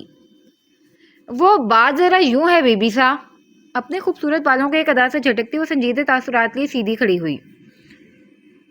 لوشن کے ساتھ جو باقی تمام پروڈکٹس کا ہجوم اکٹھا ہے نا یہاں، یہ سارے ایک دوسرے کے بھائی بندھو ہی ہیں، مطلب ایک ہی برادری سے تعلق رکھتے ہیں، اور سب کو مشترکہ طور پر منہ پر لیپا پوتی کے لیے استعمال کیا جاتا ہے، جنہیں آپ نے نگاہ بھر کر دیکھنا تک ضروری نہیں سمجھا۔ آپ ہی کی طرح کی 10 اور لوگوں نے انہیں قابل اعتنا نہیں جانا تو کمپنی تو ٹھپ ہو گئی نا، اور کمپنی ٹھپ ہو گئی تو نہ جانے کتنے معصوم بے روزگار ہوں گے، جن کے چھوٹے چھوٹے معصوم بچے ہوں گے جو بھوک سے بلکیں گے، اور پھر بس کر دو یار۔ مصراب کے ڈرامائی انداز پر مزید ضبط سے کام نہ لیتی وہ کھلکھلا اٹھی تھی اور پھر کھلاتی ہی چلی گئی تھی۔ کمرے میں گونجتی اس کی جل ترنگ سی ہنسی ہاتھ باندھے محبت بھری نگاہوں سے اس کا ہنس ہنس کے گلوال ہوا چہرہ دیکھ رہی مصراب کے جلتے دل پر ٹھنڈی فوار کی طرح گر رہی تھی۔ تمہارا کچھ نہیں ہو سکتا مصراب، واقعی میں کچھ نہیں ہو سکتا۔ ہنس ہنس کر آنکھوں سے نکل آئے پانی کو پوچھتی وہ نفی میں سر ہلاتی ہوئی بولی، ارے سچ کہہ رہی ہوں، اس لیے جلدی سے انہیں لگاؤ تاکہ ہم نکلیں۔ مصراب مصنوعی سنجیدگی طاری کرتے بولی، نہیں میں ٹھیک ہوں۔ ہاتھ سے روکتی وہ کبڈ کی طرف بڑھی تھی۔ اچھا ٹھیک، کم از کم پرفیوم تو۔ مصراب پلیز۔ مصراب کے پرفیوم اسپرے کرنے سے قبل ہی وہ چند قدم پیچھے ہوئی تھی، آرزوں پر بکھرے رنگ پل میں سمٹ کر اپنے خول میں بند ہوئے۔ کیا پلیز؟ ہم ڈاکٹر کے پاس جا رہے ہیں، اتنا ٹھیک ہے۔ لبوں تک آئے ٹھوس اعتراض کو رد کرتی وہ ادھر تراش گئی، ورنہ لمبی بحث چھڑنی تھی۔ ڈاکٹر کے پاس جا رہے ہیں لیکن ایسا کوئی قانون نہیں کہ مریض بن کر ہی جائیں گے، تبھی ڈاکٹر علاج کرے گا۔ حد ہے، لگاؤ ذرا پرفیوم۔ مصراب ایک مرتبہ پھر اس کی سمت بڑھی، لیکن وہ نرم مسکراہٹ کے ساتھ نفی میں سر ہلاتی تیزی سے روم سے نکل گئی تھی۔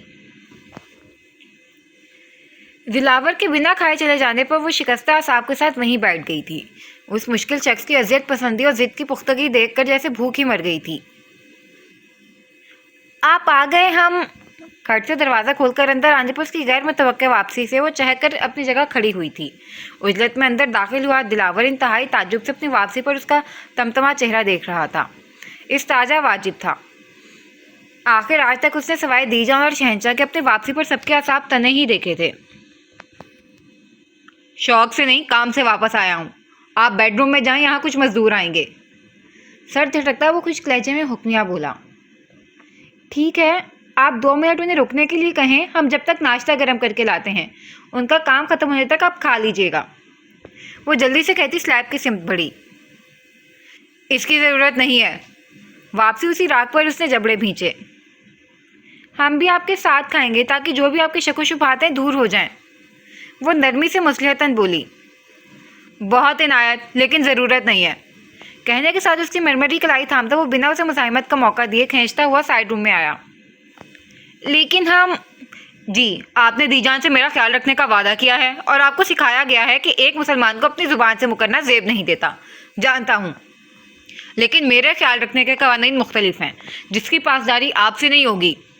دوسرے روم میں لا کر اس کی کلائی آزاد کرتا سرد لہجے میں اس کی بات کاٹتا بولا، اور وہ قوانین کیا ہے؟ میرے خیال رکھنے کا مطلب ہوتا ہے باہر موجود میرے عزیز بے زبان دوستوں کا اور اس باغ کے ایک ایک پیڑ کا خیال رکھنا۔ رکھ پائیں گی آپ؟ نہیں نا، تو یہاں چپ چاپ سے بیٹھیں۔ خود سوال کر خود جواب اخذ کرتا وہ سائڈ روم میں بند ہوا تھا، پیچھے مقدس سر تھام کر بیڈ پر بیٹھ گئی تھی۔ 10 منٹ تک دوسرے کمرے سے دلاور کی بھاری آواز کے ساتھ کچھ اٹھا پٹک کی آواز آتی رہی، پھر خاموشی چھا گئی، اور 2 منٹ بعد دروازہ کھول کر وہ واپس آیا تو ساتھ ایک عجیب سی بو بھی نتنوں سے ٹکرائی، جس پر مقدس بے ساختہ ہی ناک پر کپڑا رکھ گئی، جبکہ دلاور واش روم میں ہاتھ دھونے گیا تھا۔ وہ ہاتھ دھو کر واپس آیا تو وہ ہنوز ناک پر کپڑا لیے تھی۔ آئینے کے مقابل کھڑا ہو کر خود پر پرفیوم اسپرے کرتا وہ لاشعوری طور پر اس کی جانب سے سوال کا منتظر تھا، لیکن شاید کچھ دیر پہلے کا شٹ اپ کال حکیم صاحبہ کی زبان مکفل کر گیا تھا۔ دلاور کو فتح یابی کی کمینی سی خوشی نے اپنے حصار میں لیا۔ اس روم میں زیادہ بو ہے، شام تک اسی روم میں رہیے گا، شام ان بیرلز کو لے جاتے ہوئے مزدور کمرہ دھو جائیں گے۔ دروازے کی طرف بڑھتے ہوئے وہ خود بولا تھا۔ لیکن یہ بو ہے کس چیز کی؟ مقدس پریشان سی اپنی جگہ کھڑی ہوئی تھی، اس کے پریشان سوال پر وہ قدم روک کر ایڑیوں کے بل مڑا، اور مقابل کے مانند مہتاب مکھڑے پر تشویش و ناگواریت کی گہری پرچھائیاں دیکھ اس کے نہ جانے کس حس کو تقویت ملی تھی، جو آنکھوں میں ایک محظوظ کن چمک ابھر آئی تھی۔ آپ کا نہ جاننا ہی آپ کے لیے بہتر ہے، آپ بس ادھر جانے سے اجتناب کیجیے گا آج کے لیے۔ چہرے پر ہر درجہ سنجیدگی طاری کرتا وہ تجسس میں ڈالنے کے انداز میں بولا۔ کیا مطلب؟ ایسا کیا ہے آخر؟ مقدس کی حساسیات میں تجسس کا عنصر بڑھا۔ میں نے کہا نا، آپ کا نہیں جاننا ہی بہتر ہے۔ وہ قصداً نگاہ چراتا بول کر مڑا۔ لیکن ایسا بھی کیا ہے؟ جو بھی ہے اسے میں نے اس روم کے نیچے بنے تہہ خانے میں رکھا ہے، اور پھر مزدور دھو بھی دیں گے کمرہ بعد میں۔ آپ اس روم میں مت جائیے گا۔ نماز وغیرہ پڑھتی ہیں نا آپ، تو آپ کے لیے ٹھیک نہیں ہے اس چیز کا سامنا۔ آپ بتا دیں وہاں سے آپ کو کچھ چاہیے؟ تجسس اور پراسراریت کو مزید ہوا دینے کے لیے اس نے قصداً جملے کو بار بار توڑا تھا، اور جواب میں مقدس کی شفاف پیشانی پر پریشانی کے بل بڑھتے ہی جا رہے تھے۔ آپ ہمیں پریشان کر رہے ہیں؟ اس کے لہجے میں حوادث تھی۔ دلاور نے مشکل سے کہکا دبایا۔ میں آپ کو پریشان ہی تو نہیں کرنا چاہتا بتا کر۔ ایسا بھی کیا ہے؟ آپ بتا ہی دیں۔ وہ جھلا گئی۔ شراب، وہ بدبدایا۔ کیا؟ مقدس کو اپنی سماعت کا دھوکا لگا۔ شراب ہے۔ شراب؟ آپ کے واضح الفاظ سے اس کی آنکھیں ابل کر باہر آئیں۔ جی۔ دلاور نے مسکراہٹ دباتے مجرمانہ انداز میں سر جھکایا۔ مقدس کو اب کے اس کے منہ کے نتنوں سے ٹکرانے پر ربکائی آئی تھی۔ وہ جلدی سے منہ پر ہاتھ رکھتی بے دم سے پیچھے بیڈ پر بیٹھی تھی۔ حرام شے کے اتنے قریب ہونے کا احساس اس کی رگوں میں دوڑتے خون کو سرد کر گیا تھا۔ پورا وجود اس کا آن کی آن میں ٹھنڈے پسینے سے تتر بتر ہوا تھا۔ دراصل میرا اصل کاروبار شراب ہی کا ہے۔ باغ کے پچھلے حصے میں میری خفیہ شراب کی فیکٹری ہے۔ رات شہر ڈیلیوری جانی ہے، تب تک کے لیے بس ان بیرلز کو یہاں رکھا ہے۔ میں یہاں نہیں لانا چاہتا، لیکن اس ایریے میں داجی کے پہچان والے لوگ آ گئے ہیں تو مجبوراً لانا پڑا، لیکن رات ملازم لے جائیں گے۔ آپ تب تک یہیں اپنی عبادت کریں۔ لہجے میں بناوٹی بردباری لاتا وہ محترمہ کے تھکے پھکے تاثرات محسوس کن نظر ڈالتا سیاہ گوگل سے اپنی آنکھوں کی چمک چھپاتا چل دیا تھا۔ حریف زادے سے ہوشیاری تھوڑی تو مہنگی پڑے گی آپ کو حکیم صاحبہ۔ پلٹ کر دروازہ بند کرتے ایک مرتبہ پھر اس کا سفید پڑتا چہرہ دیکھ اندر تک سرشاری سی اتری تھی۔ نزہت، نیلم، ابھی تک یہیں بیٹھی ہو؟ کہا تھا نا چلی جاؤ مزراب لوگوں کے ساتھ گھوم آنا شہر۔ نزہت اور نیلم کو ہال میں دی جان کے ساتھ بیٹھا دیکھ سمرا بیگم کی تیوریاں چڑھی تھیں۔ اماں سا، وہ لوگ گھومنے نہیں شہر ڈاکٹر کے پاس جا رہے ہیں، ہم وہاں جا کر کیا کریں گے؟ نزہت ماں کی تیوریاں دیکھتی منمنائی۔ ڈاکٹر کے پاس پورا دن ہی بیٹھیں گے وہ لوگ بیٹا، وقت ملا تو تھوڑا ادھر ادھر گھوم بھی لینا تم سب۔ ہوا پانی بدلے گا، ذرا جاتی ہی کہاں ہو تم لوگ، حویلی میں ہی قید رہتی ہو۔ بیٹی کے بھولے پن پر ظاہرہ خون کا گھونٹ بھرتی سمرا بیگم نے دانت کچکچائے تھے۔ خالہ سا، 2 بجے کی ان کی اپوائنٹمنٹ ہے، 3 بجے تک چلے گی، اس کے بعد گھر کی راہ لیں گے وہ لوگ، وقت کہاں بچے گا، ہم پھر کبھی چلے جائیں گے۔ نیلم بھی ٹالتے ہوئی بولی۔ وہ دونوں ہی اپنی ماں اور خالہ کے بار بار انہیں باران پر تھوپنے کی کوشش سے عاجز تھیں۔ نیلم، تم یہ اچھا بناتی ہو باران کے لیے بنا دو، نزہت تم فلاں کام اچھا کرتی ہو مانی کو دکھا دو۔ اس طرح کے کئی جملے ان دونوں کے اعصاب و عزت نفس کو جھنجھوڑ رہے تھے۔ ارے لڑکیاں تھیں وہ لوگ، کوئی سیل پر لگا سامان نہیں جو یہ 2 خواتین انہیں چمکائے جا رہی تھیں۔ دونوں کئی بار غصے اور اہانت کے احساس سے پانی پانی ہو کر رہ جاتی تھیں، اور ہمارے معاشرے میں تو یہ بالکل ہی عام بات ہے، لڑکی کی عزت نفس بھلے مجروح ہو جائے، فقط ایک چمک دھمک والے رشتے کے لیے مائیں بہنیں انہیں پالش کرنے کے نام پر تھوپتی چلی جاتی ہیں بنا ان کی مرضی جانے۔ نزہت، نیلم، بحث نہیں کرو دونوں۔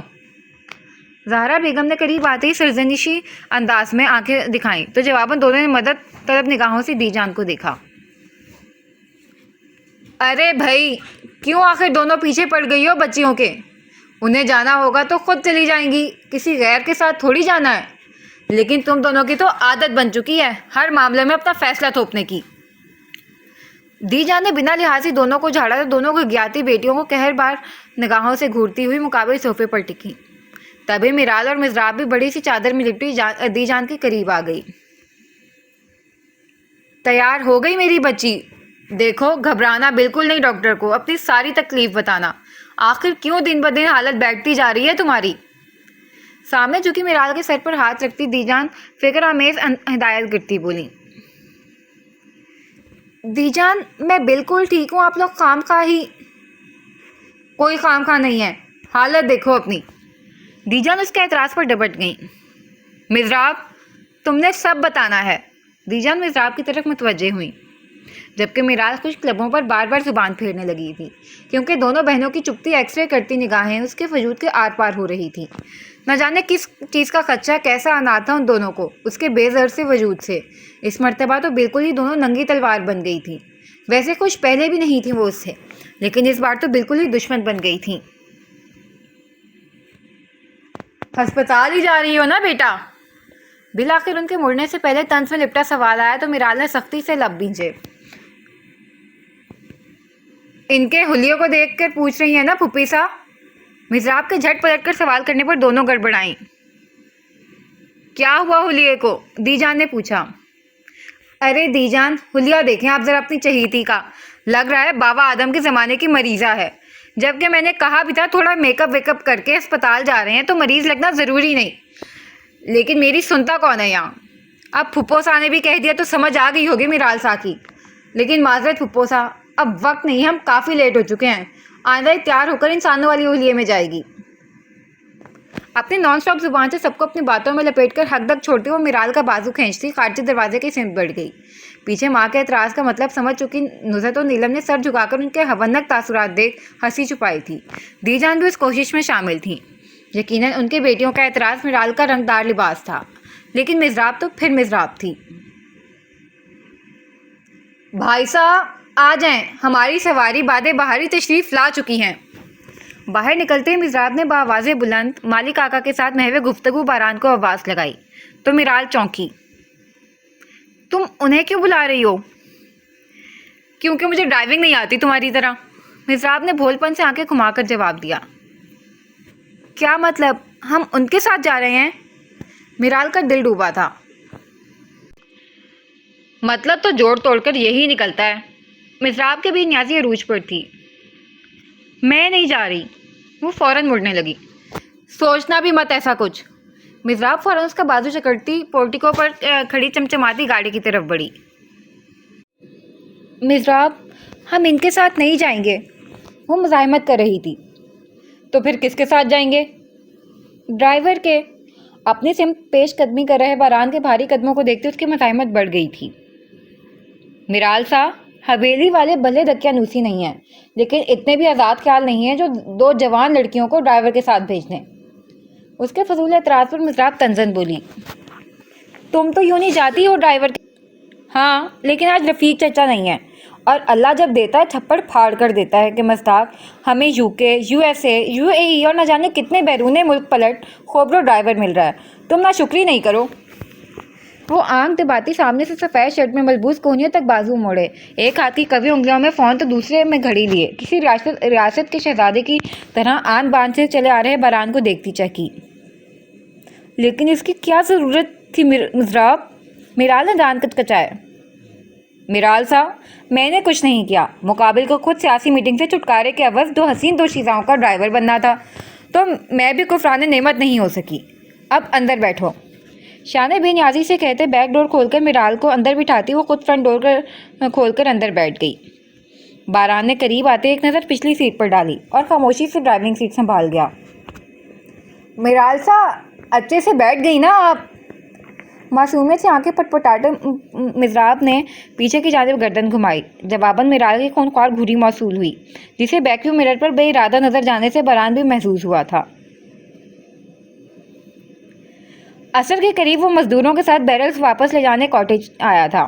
انہیں باہر رکنے کا کہتے اندر آیا کہ کہیں وہ اس روم میں موجود نہ ہوں، جبکہ اس کے وہاں موجود ہونے کی امید صفر تھی۔ احتیاطاً روم کھول کر اندر گیا، اندر وہ موجود نہیں تھی۔ دروازہ کھول کر مزدوروں کو اشارہ کرتا وہ دوسرے روم میں آیا۔ خالی کمرے کے بعد واش روم کا دروازہ بھی کھلا دیکھ اس کا دل دھڑک کر تھما تھا۔ حکیم صاحبہ، تیزی سے چاروں جانب گھومی نگاہوں کی ناکامی پر پہلی بار اس کا تنفس کسی انہونی کے احساس سے بھاری ہوا تھا۔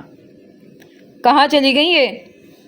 عصر نو پریشانی سے پورے روم میں دوڑتی متلاشی نگاہوں کے نامراد لوٹ آنے پر فراق پیشانی پر یکے بعد دیگرے بچھے تشویش کی لکیروں کو انگوٹھے سے سہلاتا، جبڑوں کو سختی سے بھیجتا وہ تیزی سے دروازہ کھول کر سیڑھیوں پر نکلا۔ تالاب کے کنارے غیر ضروری گھاس کی صفائی میں مصروف نذیر کو پہلی مرتبہ اشارے سے قریب بلاتے وہ جھجک کا شکار ہوا تھا۔ उस हकीम साहिबा की तशरीफ आफरी के बाद से तो बहुत सी चीज़ें थी जो उसकी ज़िंदगी में पहली दफ़ा हो रही थी। अब वो किस किस का हिसाब रखता। जी बाबू साहब, नज़ीर मौद्दिब सा करीब आकर खड़ा हुआ। वो मैं पूछना चाह रहा था, बल्कि मैं जानना चाह रहा था कि मतलब मुझे मालूम। बार बार जबड़े भींचकर कनपट्टी की फटफड़ाती रग को अंगूठे से सहलाता वो सख्त उलझन में था। आया पूछे या ना पूछे, मतलब 2 कमरों के घर से उसकी बीवी गायब है, जिसका पता उसे मुलाजिम से पूछना पड़ रहा है। खानदानी खून की गैरत ने जोश तो मारना ही था। जी बाबू साहब, मैंने शहंशाह को आज वक्त से खिला पिला दिया है। नज़ीर अपनी धुन में चहक कर बोला, मुबादा उलट ही ना पड़े। वो नहीं पूछना चाह रहा मैं। दिलावर ने दांत कचकचाए। फिर आप तालाब की सफाई का पूछ रहे होंगे, वो भी मैं कर चुका हूँ, बकिया कल। अरे भाई, मैं वो भी नहीं पूछ रहा, तो मुझे अपनी बात मुकम्मल करने दोगे? उसकी अपनी ही रिपोर्टिंग पर परेशानी से वो बिगड़ा था। जी मैं तो बस। चुप, यकदम चुप, मुझे बोलने दो। नज़ीर के खिसियाकर वापस मुंह खोलने पर तिलावत ने मुंह पर उंगली रखते खुशमगीन घुरी डाली तो वो शराफत से मुंह पर उंगली रखता दम साध गया। यूं भी उसके तेवर देख नज़ीर के हाथ पैर हस्बे साबिक फूल चुके थे। वो मैं पूछ रहा था, तुमने उन्हें देखा? बड़ी दिक्कत से निगाह चुराते पूछा। जवाब में गहरा सन्नाटा। अब चुप क्या हो, जवाब भी दे दो। आप ही ने तो कहा चुप रहो।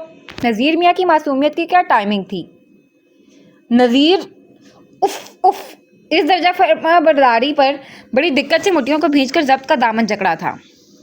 अब मैं कह रहा हूँ बकवास करो और जवाब दो। किस चीज़ का? नज़ीर की हवनकपन की भी टाइमिंग कमाल थी, जिस पर दिलावर का खिलाफ शारे कौन हदूद से तजावुज़ कर गया। नज़ीर, मेरा दिमाग बहुत घुमा हुआ है, सीधे से जवाब दो, तुमने उन्हें देखा? किन्हें?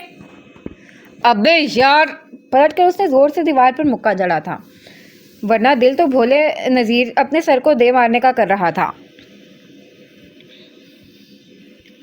वही जो मेरे साथ यहाँ होती हैं। चबाकर एक एक लफ्ज़ पर जोर दिया। कौन? भाभी सा? हाँ। तो ऐसे कहे ना भाभी सा, मैं भला उन्हें किस तरह समझ पाऊंगा? मैं तो। फजूल बकवास नहीं करो, बताओ देखा या नहीं? नज़ीर के खिसियाने अंदाज में बेतुकी हाँकने पर जब्त का पैमाना झलक ही पड़ा था। जी नहीं देखा, मैं तो सुबह से यहीं तालाब की सफाई में लगा हूँ। नफ़ी में सर हिलाकर बताने पर तिलावर ने गले में झूल रही चेन को पकड़कर जोर से खींचा। अमूमन ऐसा वो शदीद इज़्तिराब की कैफियत में करता था। क्या भाभी सा अंदर नहीं है?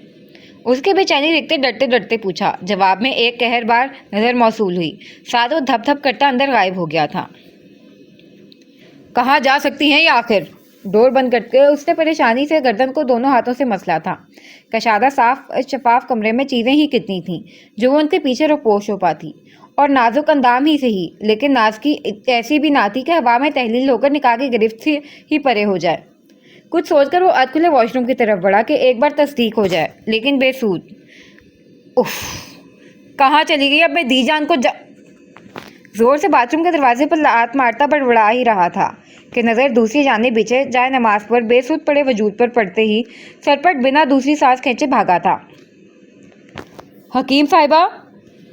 जाए नमाज पर गिरे वजूद पर झुकते हुए वहाँ लटक रहे पेंचिंग बैग का ज़बरदस्त तसादुम जख्मी पीठ से हुआ था, जिसे वो महसूस ही ना कर सका। गुज़श्ता 15 मिनट की साफ शक्ल इंतहाई ज़ब्त आज़मा सूरत हाल से 2-4 होने के बायस झुककर बिना किसी तकल्लुफ़ व तरद्दुद में पड़े उसने उसे बाजू से हिलाया था, लेकिन बेसूद। उफ, ये तो सर्द पड़ रही हैं।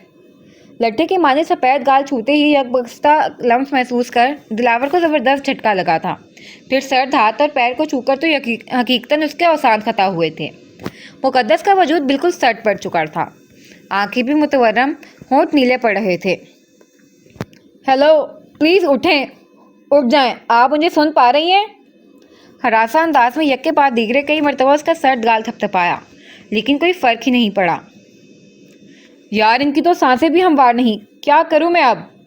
एहतियात से उठाकर उसके नाजुक वजूद को बेड पर डालता वो खुद अचानक बनी सूरत हाल से जहनी दबाव का शिकार होता पसीने में भीग चुका था। हेलो, सुने, कहीं आपने खुद की बनाई दवाई खुद तो नहीं चख ली? کمفرٹر اچھی طرح اس پر اڑاتے ایک مرتبہ پھر معطل حواس سنگ گال تھپتھپایا۔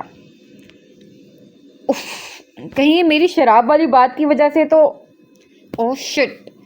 اس کے سرد ہاتھ کو دباتے اپنے پرحدت ہاتھوں سے ملتے اچانک دھماکہ ہونے پر اس نے زور سے سر پر ہاتھ مارا تھا، پھر حواس یکجا کرتا سر پر باہر کی طرف بھاگا۔ نذیر کو ایک آواز میں بلا کر گاؤں کے ہسپتال سے جلد از جلد ڈاکٹر لے کر آنے کی ہدایت میں وہ بالخصوص لیڈی ڈاکٹر کا ٹکڑا لگانا مخدوش کیفیت میں بھی نہیں بھولا تھا۔ نذیر فوراً ہی موٹر سائیکل لے کر گیٹ کی طرف نکلا تو وہ واپس بیڈ کی طرف دوڑا تھا۔ سنیں، اگر آپ کی یہ حالت شراب والی بات کی وجہ سے ہوئی ہے تو قسم خدا کی میرا ایسا کوئی کاروبار نہیں ہے، اور نہ ہی ان بیرلز میں ایسا کچھ ہے۔ آپ سن رہی ہیں؟ کبھی نرم تلوے تو کبھی گلابی تیلی سہلاتا وہ سراسیما سا بول رہا تھا، لیکن مقابل بھی امتحان لینے پر بضد لب بستہ پڑی تھی۔ کیا میں پٹی کروں ان کی؟ لیکن ٹھنڈی پٹی تو تیز بخار ہونے پر کی جاتی ہے، یہ تو پہلے ہی سے سرد ہو رہی ہیں۔ منتشر ذہن میں آئی تجویز کی خود نفی کرتا وہ سر تھام کر بیٹھ گیا۔ کسی کو اپنے سامنے یوں بے سود پڑا دیکھنے کا پہلا تجربہ حقیقتاً اس کے لیے جان گسل تھا۔ کہنا غلط نہ ہوگا، اس جان لیوا خطروں کا شغل فرمانے والے حریف زادے کے سارے کسبل اس نازک وجود کو ہوش و خرد سے بیگانہ دیکھ کر نکل گئے تھے۔ شدید دباؤ کا شکار ذہن تھم تھم کر چل رہی دھڑکنیں فقط اس وجود کے ہوش میں آنے کی دعا کر رہی تھیں۔ پریشان نظریں اس کے منمونے زرد چہرے پر ٹکائے وہ بار بار گھنے والوں کی مٹھی میں جکڑ کر اپنے اندر کی بے چینی اور اضطراب کو دبا رہا تھا۔ اس وجود کو یوں دیکھ کر اسے دنیا کیا کہے گی پرواہ نہیں تھی، لیکن دی جان کی نگاہوں میں مجرم بن جانے کا خیال اس کی سانسوں کا تسلسل توڑنے کے لیے کارگر تھا۔ کہا تھا میں نے دی جان سے، مجھ سے وابستہ کوئی بھی شے یا جگہ کچھ بھی کسی دوسرے فرد کے لیے نہیں بنی۔ جو بھی میرے یا مجھ سے جڑی دنیا کے قریب آنے کی کوشش کرے گا وہ نقصان میں ہی رہے گا، اسے تکلیف ہی ملے گی۔ لیکن کوئی میری بکواس سنتا ہی کہاں ہے؟ دلاور عثمانی تو کرتا ہی بکواس ہے۔ ایک مرتبہ پھر اس کے نرم روئی سے تلووں کو رگڑتا وہ اپنے حواسوں میں نہیں تھا، تبھی بے تکان خود کو کوسے جا رہا تھا۔ بھائی صاحب، اب ذرا ہم ایک 5 اسٹار ہوٹل کو شرف بخشیں گے، پھر تھوڑی سی شاپنگ اور ٹھنڈی سی آئس کریم سے لطف اندوز ہو کر گاؤں کی سڑک پکڑیں گے۔ کوئی اعتراض؟ ہسپتال کے احاطے سے باہر قدم رکھتے ہی مضراب صاحبہ نے شاہانہ انداز میں ہاتھ اٹھا کر اپنی فرمائشی لسٹ گنواتے بہمیں اچکا کر جس تنقیدی انداز میں پوچھا تھا، جواب میں بران بے ساختہ ہی دلکشی سے مسکراتا نفی میں سر ہلا گیا تھا، جبکہ میرال نے بازو سختی سے جکڑ کر اپنی جانب متوجہ کیا۔ کیا ہے؟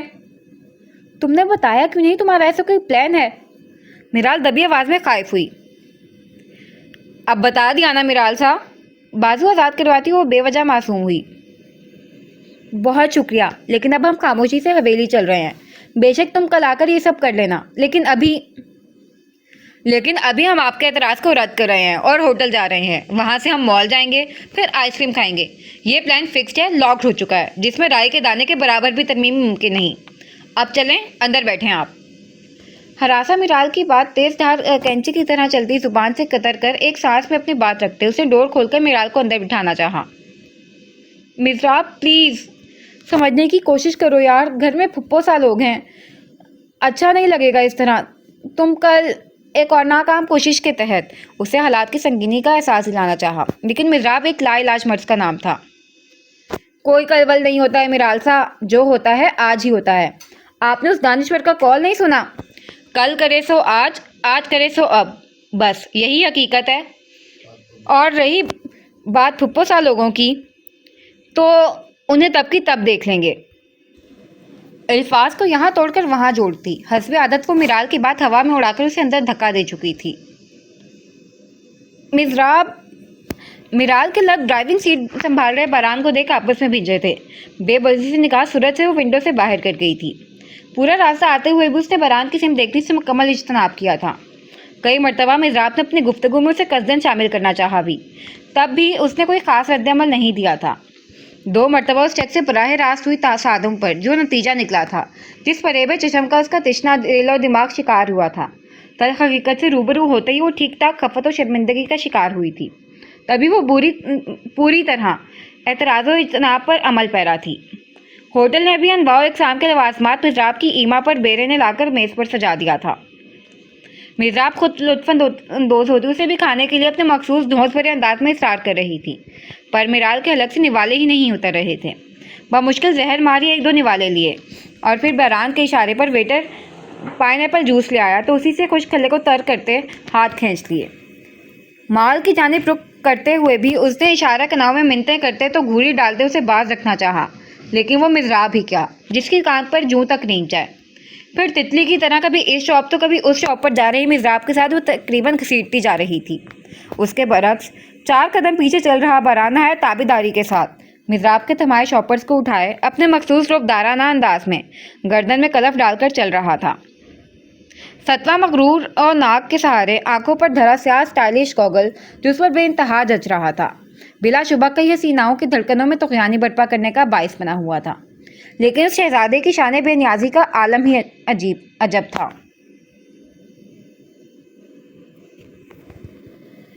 میرے کوزہ گر تجھے کیا خبر، میں بکھر گیا کدھر کدھر، جو ہو سکے مجھے پھر بنا میرے سارے ٹکڑے سمیٹ کر۔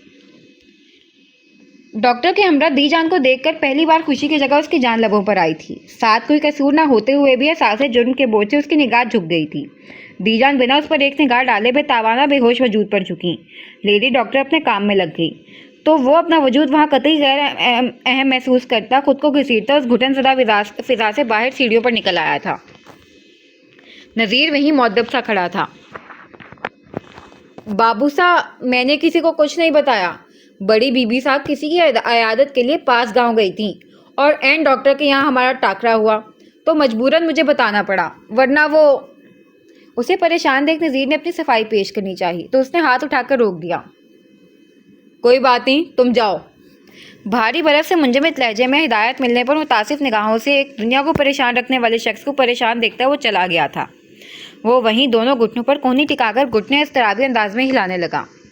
15 سے 20 منٹ کی صبر آزما انتظار کے بعد بالآخر دروازہ کھلا۔ اس کی سرخ مائل نگاہ اٹھی، مقابل دی جان اور ڈاکٹر کھڑی تھیں۔ وہ فوراً کھڑا ہوا۔ پریشانی کی کوئی بات نہیں ہے، کھانے میں کچھ آ جانے کی وجہ سے یا کسی اور وجہ سے انہیں پے در پہ الٹیاں ہوئی ہیں، جسم میں پانی کم ہو جانے کی وجہ سے کمزور ہو کر وہ بے ہوش ہو گئیں۔ میں نے ڈرپ لگا دی ہے، کچھ دیر میں ہوش آ جائے گا۔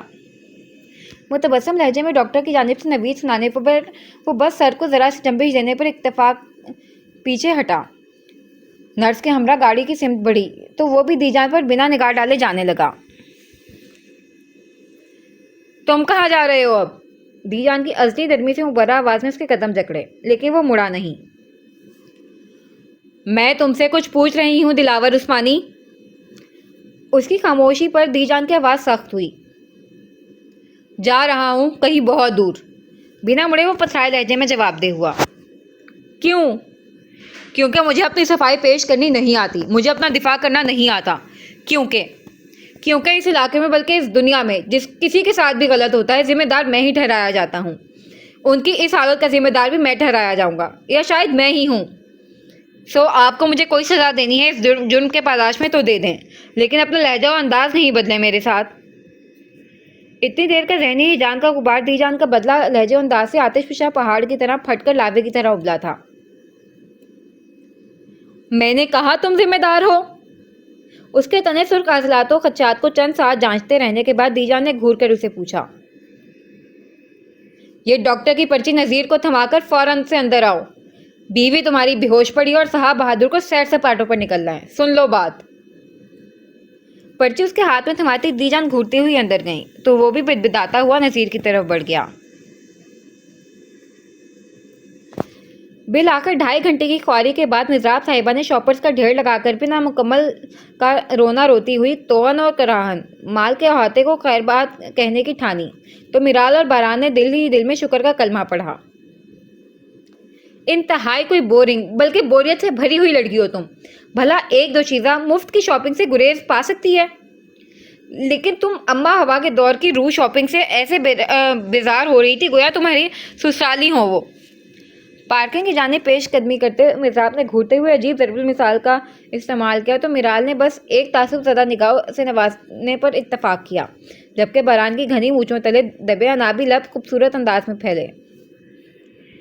ارے صحیح کہہ رہی ہوں میں بھائی صاحب، بھلا ایسا آدم بازار بھی کون ہوتا ہے؟ ہر چیز کے لیے نہیں، واپس چلو، تم لے لو، واپس چلو، تم پر سوٹ ہوگا، واپس چلو۔ بندہ کوئی رائے مشورہ ہی دے دیتا ہے، لیکن یہ جنابہ تو بس वापस चलो, बस वापस चलो। उफ, अगले 1 हफ्ते तक ये गर्दान मेरी समात में बाज़े गश्त करती रहेगी, अल्लाह की पनाह। बरहान की महसूस मुस्कुराहट को पकड़ चुकी वो कानों को हाथ लगाकर हाथ जोड़ती नफ़ी में सर हिला गई।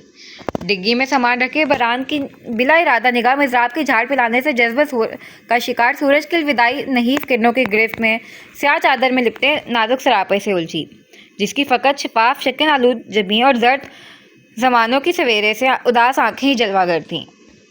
आज मिज़ान हयात होता तो क्या ये लड़की ऐसी उजड़ी बिखरी हालत में होती? दिल के निया कानों से हवक उठी थी। नहीं, हरगिज़ भी नहीं।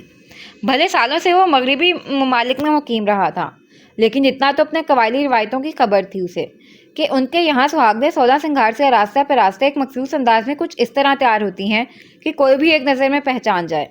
हत्ता कि उम्र के इस हिस्से में भी दी जान तक हल्के रंगों का लिबास ज़ेब करती थीं।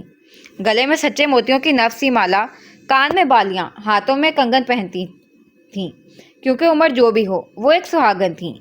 दूसरा, जिस कदर इसका बड़ा भाई उस लड़की का दीवाना परवाना था, वो उसे सर आंखों पर बिठाता, किसी रियासत की शहजादी की तरह सच धज कर रखता। लेकिन हकीकत ये थी कि उसके भाई की जिंदगी की अलोही खुशी हालात के बेरहम थप्पड़ से रुल गई थी।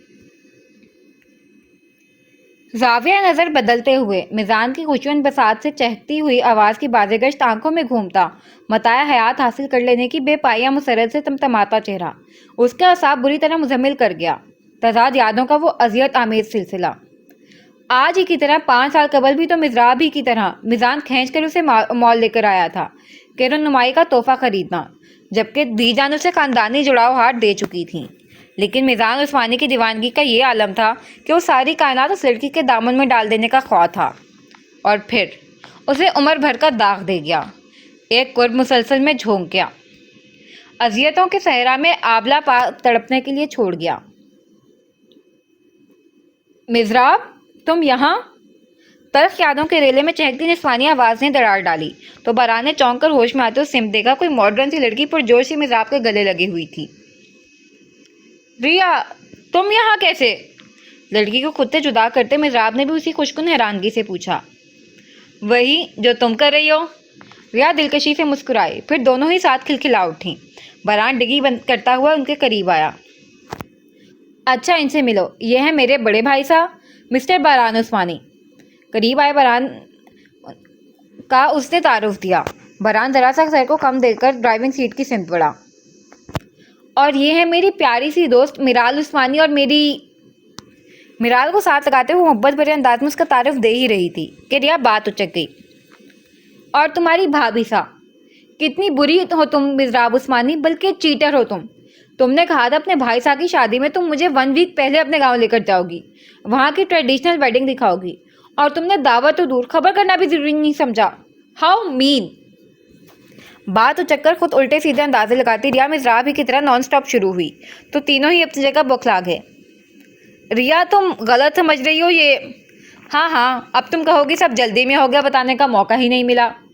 मैं भी सोचूं तुम लास्ट 1 वीक से छुट्टी पर क्यों हो। तुम तो रिया साहिबा मिज़राब से भी 2 हाथ आगे ब्रेक फेल जुबान रखती थी। मिज़राब के से ही भी आसान खता हुए, जबकि बरहान खजालत का शिकार मिराल पथरा ही गई थी। रिया, तुम गलत समझ रही हो, मेरी भाभी सा है, लेकिन अभी सिर्फ निकाह हुआ है, रुखसती नहीं हुई, बला बला। और तुम्हें लगता है मैं आपको मानना होगा, क्योंकि मैं इनकी भाभी सा ज़रूर हूँ, लेकिन मेरे हस्बैंड इनके छोटे भाई थे, मिज़ान उस्मानी। कांपते हुए मगर सर्द लहजे में कहकर वो धड़ से डोर खोलकर पिछली सीट पर बैठी तो रिया ने बेसाख्ता लब दबाकर मिज़राब को देखा, जो लब भींचे उसे ही देख रही थी, जबकि बरहान सन ग्लासेस लगाकर फ्रंट डोर खोलकर अंदर बैठा था। एक नज़र बिला इरादा बैक व्यू मिरर पर गई, जहां चादर के हाले में छुपी उदास आंखों में उतरे समंदर में तोगयानी बरपा थी। आई एम सॉरी, मैं थोड़ी स्टूपिड हूँ। ग्लास नॉक करके रिया नादिम सी बोली। जवाब में मिराल ने कोई रद्द-अमल नहीं दिया था। मिज़राब पशेमान से फ्रंट सीट पर नशिस्ता हुई तो बरहान ने खामोशी से गाड़ी को आगे बढ़ा दिया। गाड़ी मंदिर की तरह रवां दवां थी और गाड़ी के अंदर की फिजा अजीब ऑकवर्ड सी खामोशी की दबीर चादर से ढकी बोझल सी हो रही थी। आते हुए मिज़राब अब मुस्तकिल बोल रही थी, कई मर्तबा लब वाह कर भींच लिए थे। वो दीजान के साथ मंसूबा बंदी करके मिराल को बिलखसूस लेकर बाहर निकली ही इसलिए थी कि नई जगह, नई चमक धमक वाले मसरूफ दुनिया को देख वो बहल जाएगी। लेकिन फिर वापसी पर वही आसियत कदमों से लिपट गई थी। तुझको एहसास ही कब है कि किसी के दर्द का दाग आंख से दिल में उतर जाए तो क्या होता है। तू कैसे माप तबीयत है, तुझे क्या मालूम, मौसम हिजर ठहर जाए तो क्या होता है। बाहर दौड़ते भागते मनाजिर को बेतासुर निगाहों से तक रही उसकी आंखें बरपा तलातुम का भरम हमेशा की तरह बड़े अच्छे से रख रही थीं।